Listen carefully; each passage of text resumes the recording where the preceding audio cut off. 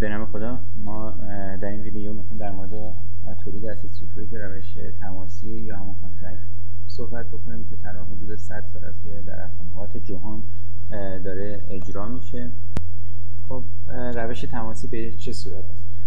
ما ساده ترین روشی که در حال حاضر کارخانه‌های زیادی چیزی حدود بیشتر از 30 کارخانه در ایران داریم، روشی است که با سوزوندن گوگرد گرانول میاد و به این روش سوخته میشه و اسید سولفوریک تولید میشه. در این روش به این حالت هستش که سولفور گرانوله یا پرک وارد مخازن ذوب میشه و پس از آن با پمپاژ شدن سولفور مذاب داخل کوره این سولفور سوزونده میشه.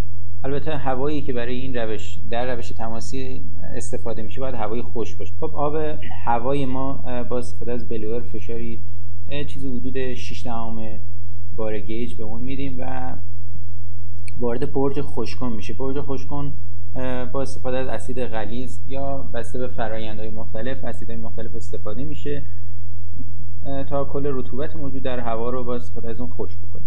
خب ورودی فرایند ما در از هوای خشک شده و گوگرد مذاب هستش که داخل کوره سوزونده میشه و یه چیزی حدود 900,000 درجه سانتیگراد افزایش دما داخل کوره رو داریم که برای راکتور اون نیاز داریم که دمای ورودی به راکتور چیزی حدود 420 درجه باشه. به این خاطر ما از ویستیت بویلر استفاده میکنیم که حرارتی که داخل کوره تولید شده رو به بخار تبدیل میکنیم. به بخار یا در قسمت‌های مختلف استفاده میکنیم یا کندانس میکنیم و برمیگردونیم به سیستم یا میتونیم ازش برق تولید بکنیم. خب گاز ورودی ما به داخل کانورتور یا همون راکتور ما وارد شده که پس از چند بستر که به صورت معمول بین 4 تا 5 بستر هست از اینها رد شده و همزمان با استفاده از مبدلا خنک شده و دوباره به دمای واکنش رسوندیم تا کل فرایند انجام بشه.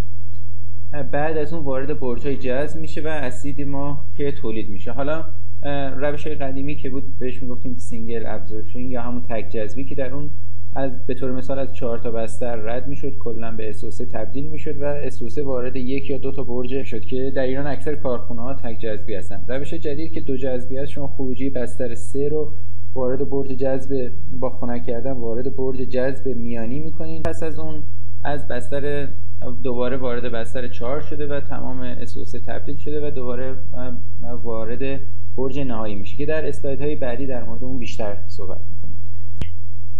در کل خیلی ساده تر بگیم سولفور و اکسیژن ما داخل کوره سوخته میشه، پس از اون وارد مرحله دوم که کانورتور است و در مرحله آخر وارد برجای جذب ما میشه که حالا میتونید شما حتی از این فرآیند اولئوم بگیرید که برای این مصارف نظامی استفاده میشه، برای تولید TNT و موارد دیگه استفاده.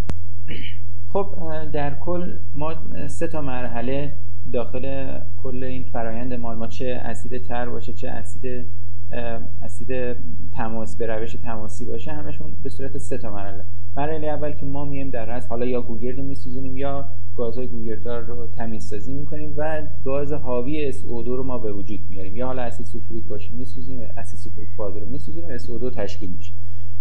در اصل میشه تا به این مرحله رو ما میگیم استپ 1 ما. استپ 2 ما که در اصل فرآیندی که داخل کوره داخل راکتور ما اتفاق میفته که در اصل این دی اکسید گوگرد ما با استفاده از اکسیژن تبدیل به تری اکسید گوگرد میشه که آماده هستش که برای در داخل برجامون به اسید سولفوریک تبدیل بشه. داخل برجای جذب ما 2 تا فرآیند ممکنه اتفاق بیفته. یکی این که SO3 با خود اسید سولفوریک و چون ما داخل برجای جذب اسید سولفوریک 98% رو سیرکولی میکنیم، به این خاطر SO3 رو که جذب کنه به اولئوم تبدیل میشه که حالا به اضافه کردن آب به اولئوم دوباره همون اسید سولفوریک تشکیل میشه که با میکاپ های آب ما میتونیم در از همون محصول تولیدیمون کلا روی 98 یا 98 یا هر درصد دیگه بخوایم ست بکنیم. خب که بهترین حالتش این است که SO3 با آب موجود داخل اسید سولفوریک واکنش بده و اسید سولفوریک رو تشکیل بده.